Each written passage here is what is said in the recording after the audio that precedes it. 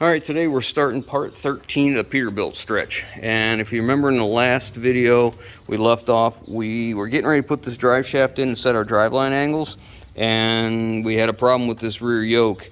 The hole was egged out and the U-joint actually just fell out of it, and there was two holes that were stripped, one on either side, and it wouldn't hold a bolt. So I had taken it out, pushed the U-joints out, and I was getting ready to take it to the drive shaft shop. And that morning, I started sifting through my drive shaft collection over here, and I had down there, you'll see I have different spindles and yokes laying down there. I had a yoke, which was a 1710 yoke with the right diameter for this tubing. We had taken, put a different rear end under another truck, and it wasn't a 1710, so it was a 1710, but the drive shaft wasn't, so we had to cut that yoke out. So the drive shaft shop had cut this yoke out on the lathe, and I just held on to it. So I measured it, and I called them, and I asked them, I said, hey, if I bring this drive shaft, would you be willing to put in this yoke that you cut out of another one for us, and then, you know, balance the whole shaft?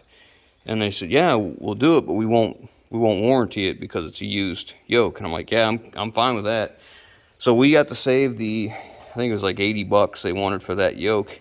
So we got to save that money, which was really nice because it's like one thing after another on this truck. And so I got it back today, and I put it in, so we're getting ready to set everything up. And I've measured for my center support bearing bracket, and I had it in here, and if you remember, the L came down, and we were kind of at the farthest point of the slot on here, and I thought, you know, it might be better just to put it right in the center. So I drilled these holes, and I found a piece of steel that we could make a spacer from back here, and it'll put me right in the middle of these holes and right in the middle of the slotted holes on that bracket. So I have got them out here right now.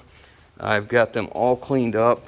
They're primed, and I'm waiting for the primer to dry so that I can paint them. But that spacer's right here, so that's going to allow us to be right in the center of that slot instead of out here at the edge. Probably isn't a big deal, but it's just a scrap piece of steel we had laying around, so I think it's worth it. But it's about dry now. I'll get a couple coats of paint on it. My bracket's in, my spacer's in, and that allowed me to get over this way right in the center of that hole, which I'm much happier with. I like that better. So I've rechecked all my working angles, and we are well within spec. Now, even though we're well within spec, because of how this rear end, this driveline set up, the transmission is kicking down, and we are almost horizontal. I mean, we only have 3/4 of an inch of difference from the bottom of the frame to the center of that yoke as we do to that one. So it's hard to get any good angles and manipulate it, but I think we got it. We'll make sure it's okay. We don't have any vibrations, but if we don't, then that's great. If we do, then we'd have to make some adjustments on height here, which we could either push that down with putting spacer plates in here, or we can move this up by drilling more holes and sliding the carrier bearing up. Either way, not a problem. We're centered left to right. We're in good shape. That was something I didn't mention in my working angles when I spoke about this. It's not uncommon for the transmission to be centered, but the differential to be off-centered. So if you're off-centered here, you also have a working angle this way or this way to contend with. So sometimes that can come into play and change your working angle. So, you know, that's why sometimes theory and reality, they collide, and you got to make some adjustments that maybe aren't inside those rules. So now that that's handled, we're going to move on to the lift axle. This lift axle was on the other truck, and as you guys have saw, this airbag, both these airbags are junk because they were overextended. So the reason they were overextended is because this lift axle was designed to go on a truck with a much lower frame, which would have put this mount much lower. This came in two different mounts. This one being 8 inches from here to here, or there's another one that's 11.5, which would have been up to here. This perch here would have been up to here, obviously pushing this down farther, which makes the bags not work so far. These mounts are available, but they're almost $2,400 a piece. Well, that's not cost effective, so we're gonna change this. So you can see this is a pressed plate here that's welded on. So we're going to cut all this off and recreate this. But before we do that, we're going to add we're going to add space to here. So what we're going to do, this is about 3.5 inches to here. We have some 4-inch tubing, box tubing. So we're going to put 4-inch box tubing here and run it the length where the airbags mount. So we create a lower frame mount. And then because we're coming up so far, we've been coming up 4 inches, we're going to lose this hole and this hole. And that's not enough mounting holes for the axle. So we'll have to make new brackets, you know, 4 inches taller, which isn't a big deal. So first thing we'll do is start torching all this stuff off. I don't know why I expect anything else. That's so bad. This is all thin. This is the top of this. There's a coil spring in here that's compressed. Look at this. Put it in perspective. Just awful. Just a rusty mess. I'll be so glad to be done with this lift axle and the truck completely. So now I'll wait for my compressor to kick off, and I'll get the rest of this rust off of here so I can torch cut. I started cutting, didn't realize I was cutting on the other side. I didn't realize this was all a pile of rust up here. Should have got that off first. Alright, so I got it all cut off. Of course I got into it a little bit with a torch, but I wasn't too concerned because obviously we're either going over it or we're replacing this.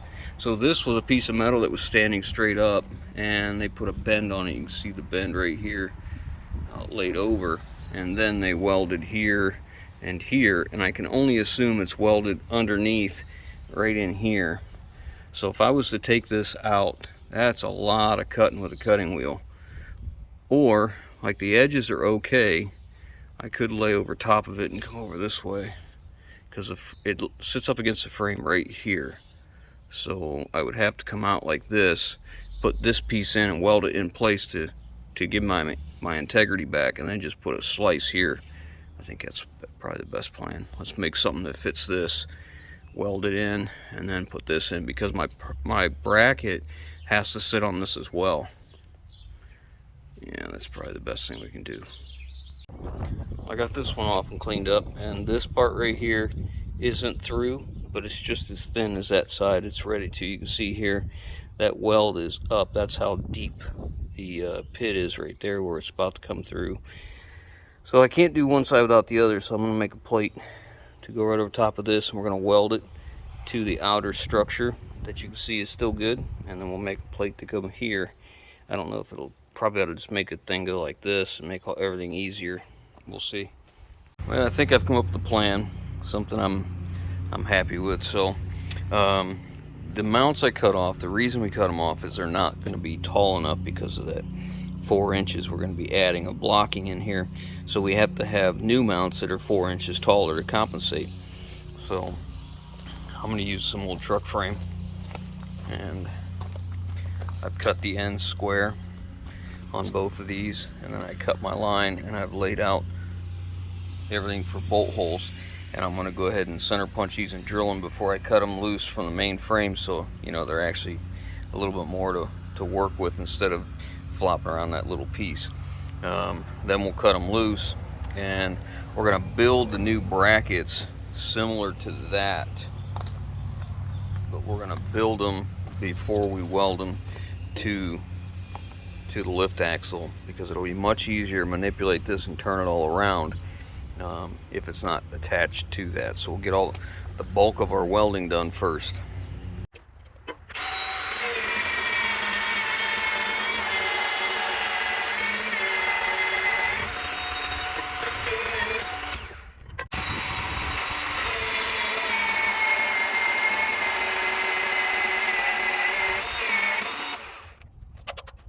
I got them cut, and I just took a flap disc to them. It's a shame they got some pitting on them, but it's what I've got to work with. So we'll just we'll compensate. It'll be all right.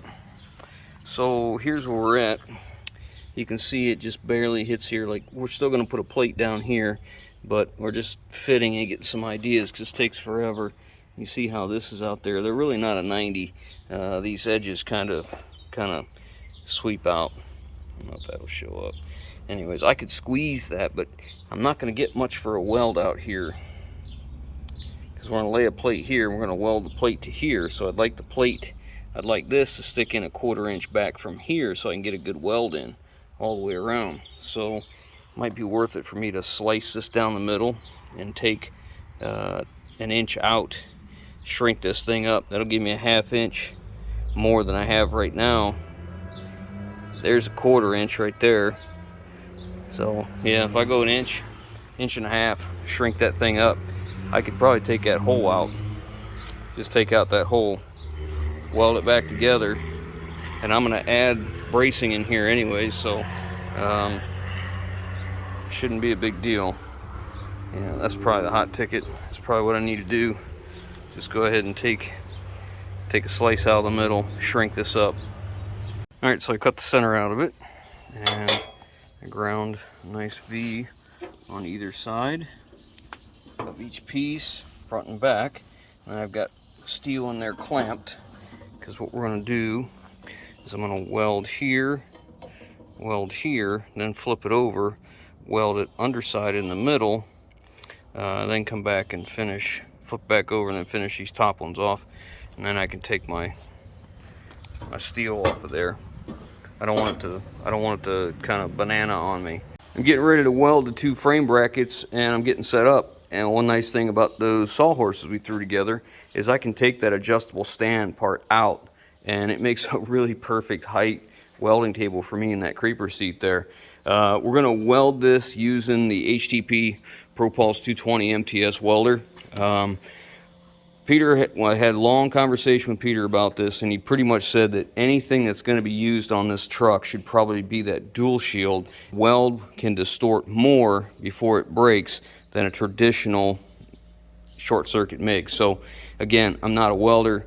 I'm just fortunate enough to be, have a great relationship with Peter Zilla and HTP Welders, USAWeld.com, where I can call Peter and ask him questions, and he's always happy to answer and help me out. So we're gonna lay this out. Hopefully I can get some footage of it. I don't know. I'm not a welder. I'll give it my best.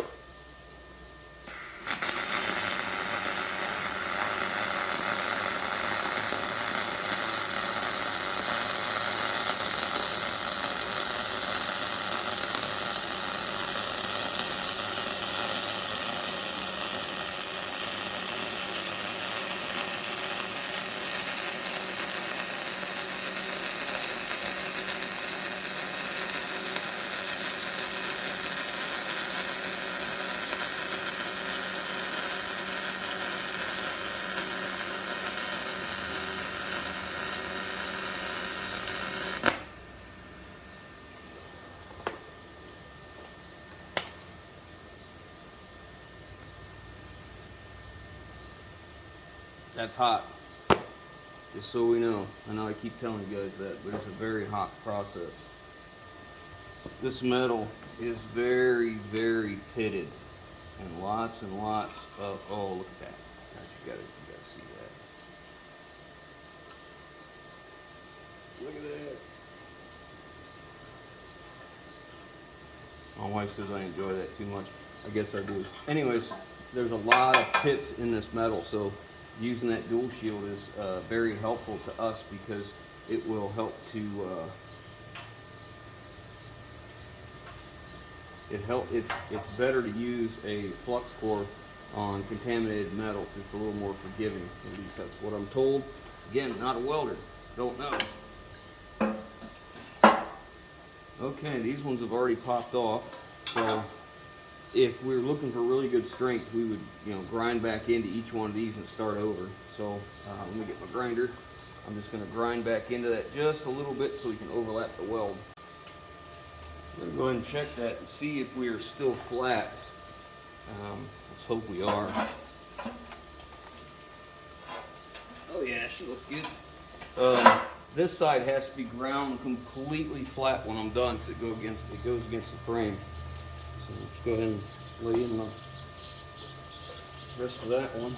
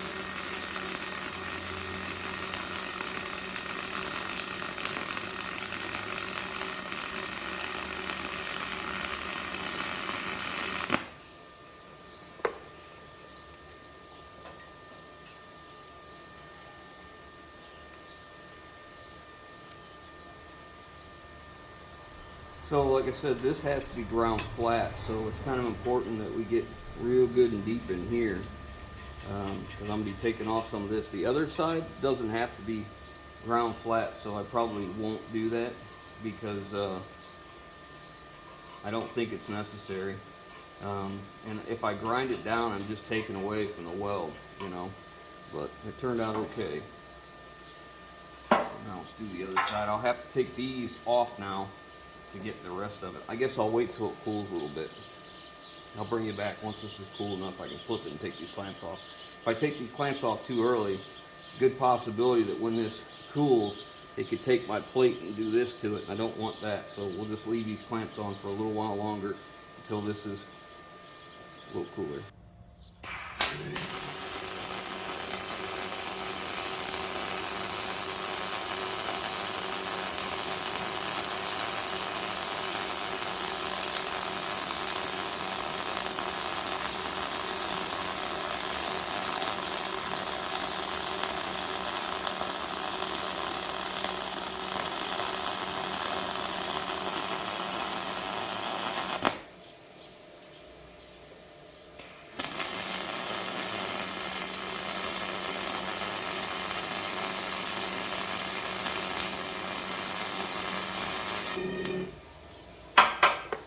Was welding right along and ran out of wire, so I got to order up some more. I'll go to usaweld.com and get this welding wire. It's E71 T1M 35 thousandths 10 pound.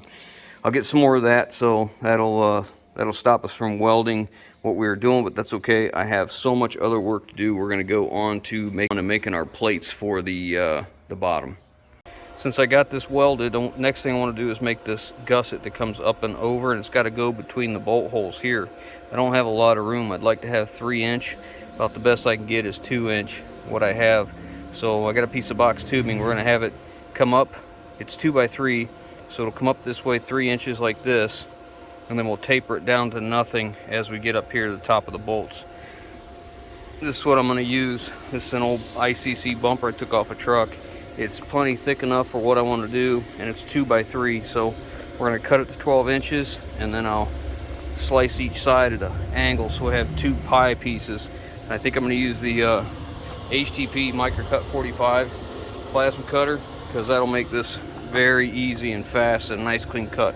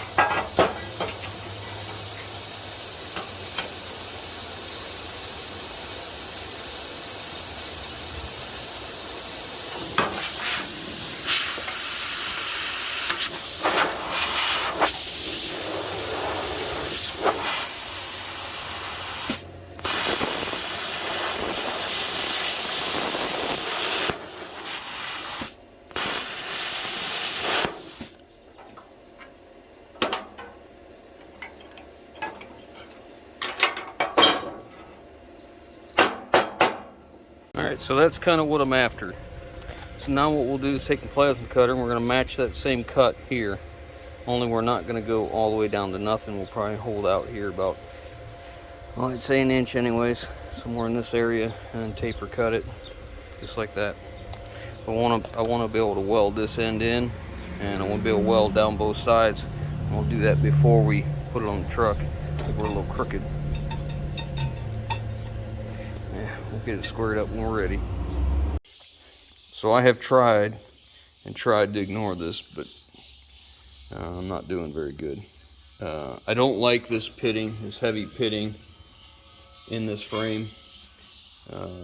I was able to get this cleaned up and it welded up okay, but we have that piece of box tubing that's going to come up and over this way, and I don't think it's going to weld in here very well, because I've already hit this with a flat disc. I mean, we'd have to hit it with a grinder, but and a needle scaler to clean it up. But I'm just not happy with it, and I know it might seem ridiculous to a lot of people, but I'm going to throw these to the scrap pile, and I'm going to find better truck frame to start with, and I'm going to rebuild these so that I'm happy with them. I don't like it. I'm not happy with it. Whether it needs to be done or not, I guess it doesn't matter. I would love to be done with this truck. It's presented enough challenges to me, but at the same time, I don't want to do this. So I'm going to go ahead and get some truck frame and get us back to this point off camera, and then we'll pick up from there. All right, so if you remember, we took this off because we needed it to be 4 inches taller, because we were raising or lowering the axle with 4-inch box tube. So since I decided not to use that, I didn't like how pitted the metal was, I figured I'd make a little changes, and I ended up moving the bolts out. So now the bolts are from my original one. I moved the bolts out about a 1/2 inch either way, which let me get this 4x4 box in here, and I cut it at an angle instead of using the little 2-inch box that we were going to use. I like this much better, so it was kind of a blessing. It's not as pitted, so I'm happy with that, and it welded up okay. I got it ground flat for the back. I still have the bottom plate to do next, but this one's done, and I just finished this one, and it is really, really hot. You know, that's a lot of welding all the way around there, but I thought if I welded this up over the crown that maybe I'd keep the water out of that, but the plasma cutter made it a lot easier, because I took that truck frame and I was able to cut the sides real easy, and the same thing with that box tube. I cut the lengths with the Milwaukee circular saw, the metal cutting circular saw, and it worked out pretty well. So now next step is I got to make them plates. So I found some old plates I had. These are actually installation plates for a lift, an automotive lift. They're like shims that belong underneath there, but I cleaned them up, cut it to length, and got it just about where I want it. I was thinking I could get a nice weld here underneath the two of them by beveling both sides. Should be good. And I can lay one down in here real good and then get all the way around the edges. And it's kind of the thought. The idea is I'm going to weld this in place and then fit the brackets to it, because we have to move them brackets in and make sure they're square. If our brackets are sitting like this, well, then the axle goes crooked down the road. Now there is adjustment in here if these are still adjustable, but we want it as close as we can get it here, so we have least amount of adjustment needed if we have to adjust it, which I liking this is pretty good. I don't think we're going to be able to get that close. So I've got the other one over here. I've cut it to length. That's what I like about that Milwaukee saw. I mean, look how clean that cut is. There's not a lot to clean up there. I just get all this scale off of it, all this surface rust, and it'll be just like the other one. Alright, I got my plates on. I got them clamped in. Now, next thing I want to do is measure for square, and I've already done this. I'm just going to show you what I'm doing here. So I go corner to corner, and I've got 42 3/8. And corner to corner, 42 3/8. Now, that only means that my two plates are square to each other. That doesn't mean they're square to the axle. So we have to find places on the axle that are the same, and then measure them point to point and see if we're close. Very difficult to do one-handed. Come on now, get over there and stay. There we go. Come on. There you go. 35 and 5/8. Go the same point on here.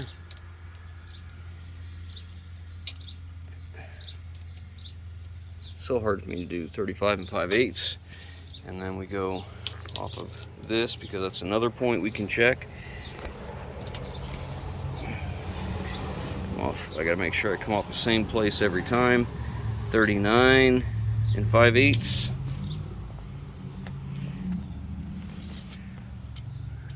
And 39 5/8. Okay. So now that we know that those plates are square to each other and square to the axle, I'm going to go ahead and weld them on. And it may not seem like that's a big deal, except for when you go to put the mounts on. My mounts are exactly this length here of the plate. So if I'm not on there right, and I go to put my plates on, my mounting plates, and in order to get them straight, I've got to turn them a little bit. If this is not straight, I could have one leg off of here and one leg in or anything. I don't want to take it for granted, so it's best for me to just go ahead and make sure everything's as straight and square as possible to start with.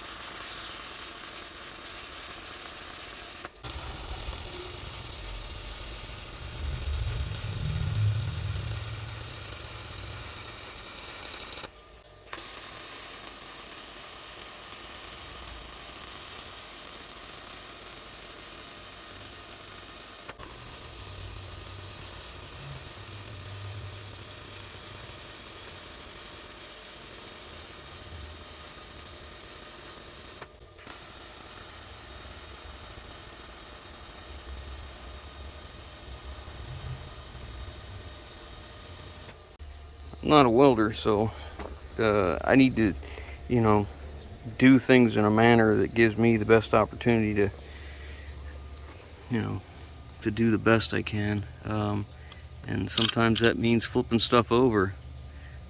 I ain't ready to pop off yet, but I flip this over. That way I made this a little bit long, so that would be like a shelf that would hold that weld as I was running down that seam, and it seemed to work out okay.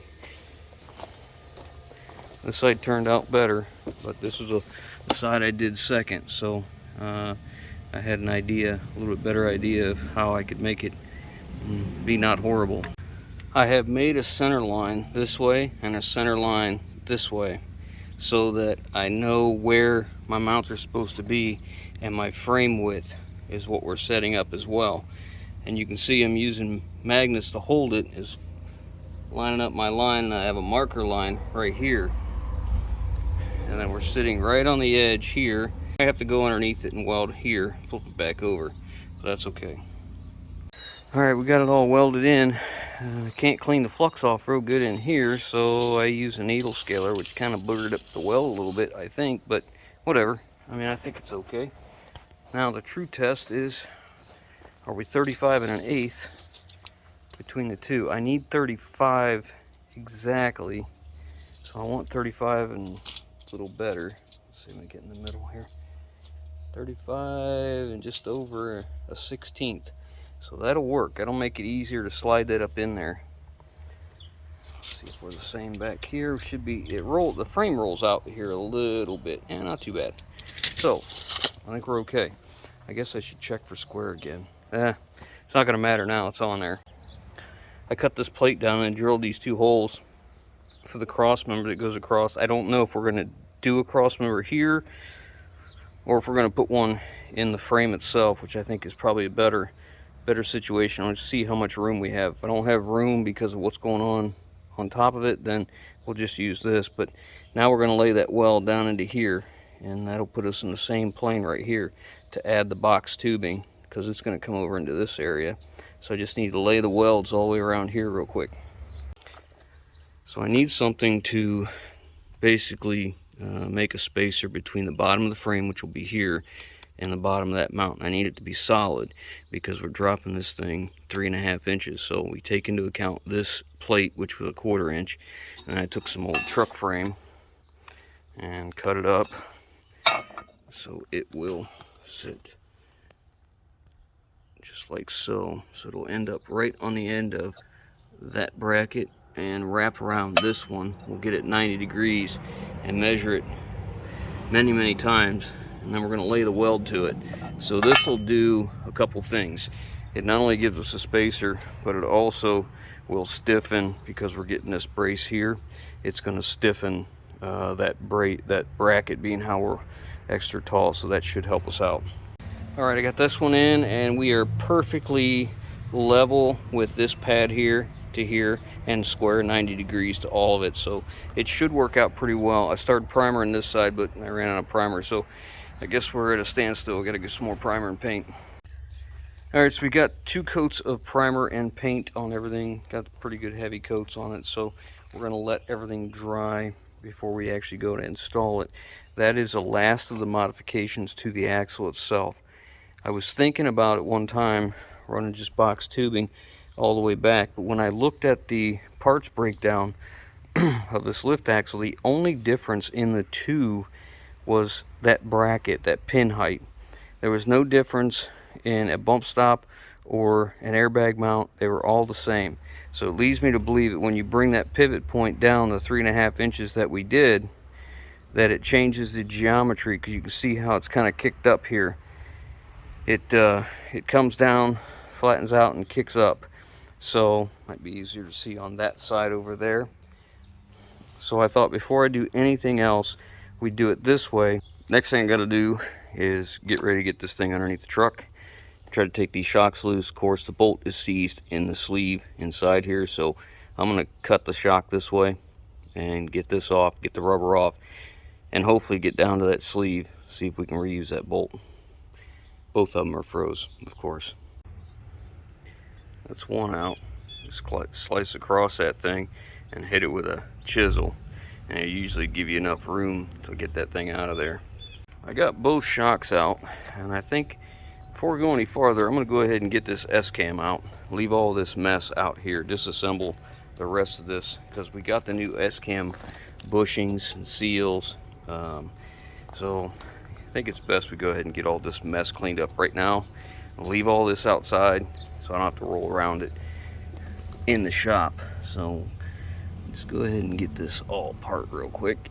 Shouldn't take too long. There's something you won't see very often. And around here is some Craftsman screwdrivers.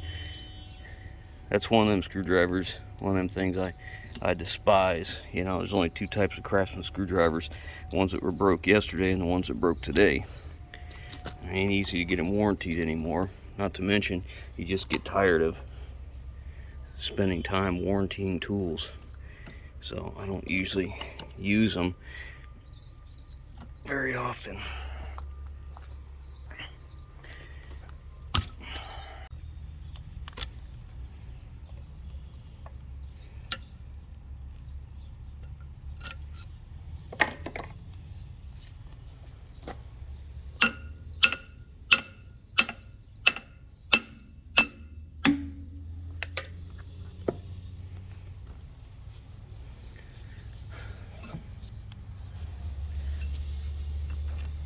Wow, that's pretty rough.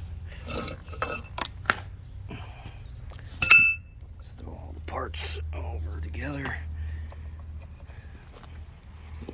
I like to keep the parts together as I go together. I go to put the new stuff in, I can kind of reference what was there.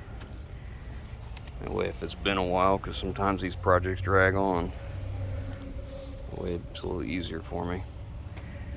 Okay, I think I might as well. Look, these are self-tapping screws here. Ugh.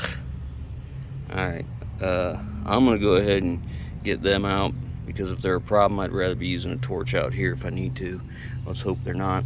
We'll dig out around the heads first, get all that cleaned up, and Same thing in there. That all came out nice and easy. Not one bolt was stuck. I kind of scraped it off a little bit. We'll have to do some more cleaning before we put it together. But we got the bulk of the nastiness off. And as you can see, these grease skins, these grease fittings, ain't seen the working end of a grease gun in forever. That's okay.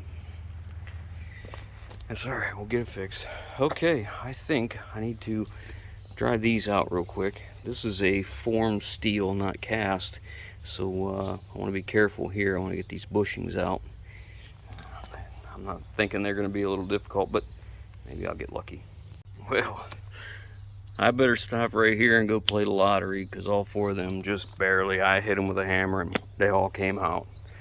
So my lucky day, I guess. So more of the parts are coming in for the lift axle. I'm still missing 2 axle nuts. I need 2 4-inch axle nuts for 3.5 inch a tube, so I got to get 2 of those. And the airbags, I ordered the airbags from a company. They showed them in stock. That was 2 weeks ago. I called them. They said, yeah, we placed the order. They'll be in 4 weeks, so I can't wait. So I got to find some other option. They're extremely hard to find. When you do find them, they're very expensive. $200 and some a piece for Firestones, like $260. The aftermarket ones, I think the best is like right at just under $200. And of course, my shocks came in. And if you guys follow me on Instagram or on our Facebook JC Smith Projects group, you'll see these pictures. 2 shocks, same part number, 2 colors. One's obviously production date different than the other, but we'll get them scotch brighted. This one takes what is that, Scotch Brite pad, and clean that up and paint it. I picked up my lift controller for the lift axle. I'll have to build something to set this in the truck, and yeah, we're getting there, getting close. So we're getting along in the video now, so we'll go ahead and stop it here, and we'll pick up next time with mounting the axle under the truck. I'd like to get the axle drilled, mounted, completely done on the fabrication side, because there's still a little more fabrication to go. Get all that done, and then we'll start assembling this stuff. So I hope you guys enjoyed. Catch you on the next one.